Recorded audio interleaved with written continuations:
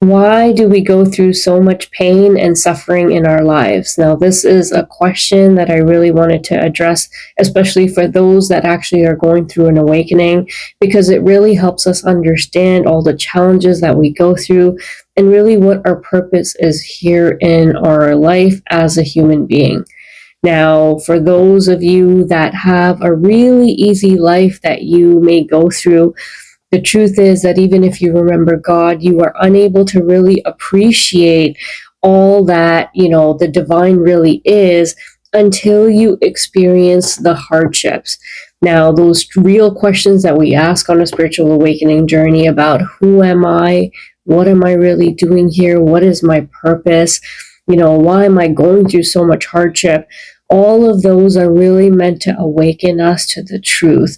So really, it can be said that suffering and pain really acts as a portal, awakening us to our true selves, who we truly are, if we're willing to take that opportunity, not fall back asleep, and go to the depths of our truth and doing really that inner work that's needed to discover that truth. Pain and suffering acts as the catalyst in our life that really helps to crack us open to really experience what we're truly meant to be.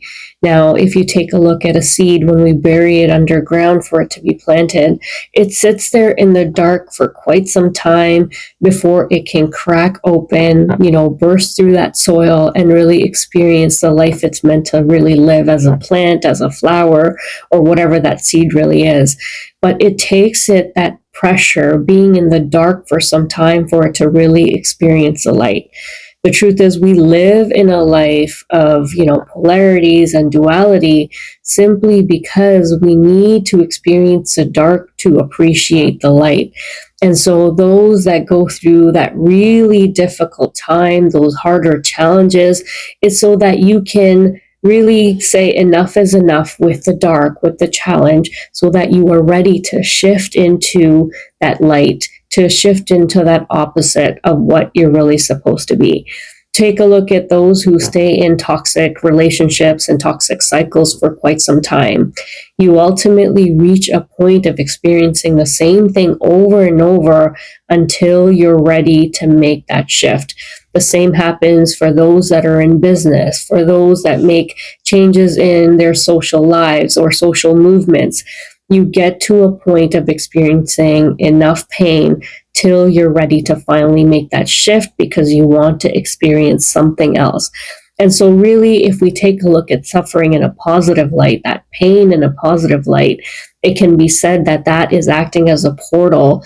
And it's up to you of whether or not you're really going to walk through it. It's when you say, I'm ready to experience something else. I'm ready to shift my awareness to something bigger, better, and more positive, that you're able to experience the opposite end. So really, pain and suffering is that blessing that comes along for you to really shift into your true self, becoming more aware of who you're meant to be. And if you are going through an awakening journey, you start to look inside because the outside isn't doing it for you anymore. There are answers that you want. You want the truth that is not available to you on the outside. And when you're ready to really transform that pain into something else is when you go into search for those deeper answers, that deeper truth.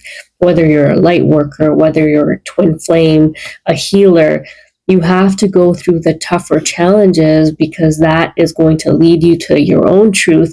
And then you use that to help others along the journey as well. So you can almost look at pain and suffering in our life as a blessing from God that is really trying to awaken us and crack us open to experience more light. It is constantly showing up in our lives so that we can break through the lesson, break through the cycle. However, some of us cling to what we know, those lower frequencies, and are unwilling to really shift to that other side. However, that's why we say, those tower moments show up because we're clinging so hard. And it might take us a longer time when we resist the journey, but ultimately we are meant to awaken to the truth. It comes in smaller shifts until we're ready to, quantum leap towards that bigger state of awareness. The truth, though, is it's meant to really awaken us to our true self on the inside. And if we have focused that shift and really just made it about something on the outside, then there's more work to do. And we will keep experiencing the lessons over and over until we finally get to that expansion of consciousness, which is the purpose of your human birth and why you're really here. So, just in case you are someone that's experiencing suffering at this time, you're going through a lot of pain in a connection you're in, whatever it is that that experience is trying to teach you, the question you want to be asking yourself, not why is this happening to me, but what is this trying to teach me? If you are stuck in a place of fear and a place of loss, you have to take a look at what the opposite might be that you are being asked to really experience, so that you can take this opportunity, take that invitation that you're getting to experience something else bigger and wider, and then to ask the harder questions and turning inward. Every challenge is asking us to seek the truth about our reality so that we can experience the divine and we can really go in search for that journey. However, we may not be ready to do that just yet, but with each shift, we get closer and closer to that truth. We may not reach that full truth and that full potential within a single lifetime, but with each lifetime, we are getting closer and closer to that goal. Thank you so much for listening. I hope this was helpful. God bless.